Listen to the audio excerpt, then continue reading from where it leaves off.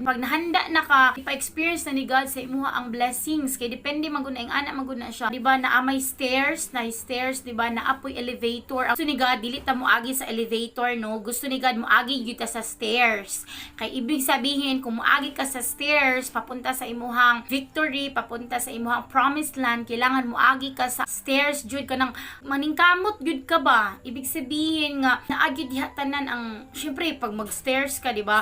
Kapoy kay imong mga tiil, hago jud, no? So kapoy, pagod tanan na diha kay tungod gikapoy ang imong mga tiil labi nagtaas kaayo. Hindi ka gaya sa elevator nga ay ang bilis mo tapos mabilis kang dumating. Yun nga dali ra kay kaniabot and then wala ka na pagod and then abot na ka sa taas pero di na mao ang gusto ni God kay wala kay matun-an ana. Dali ra kay nimo nakuha ang success. So wala ka ni daan sa proseso, unlike sa stairs mudaan jud ka sa proseso ana, gihaguan jud nimo, an jud kag maayo ba ni sunod jud kag maayo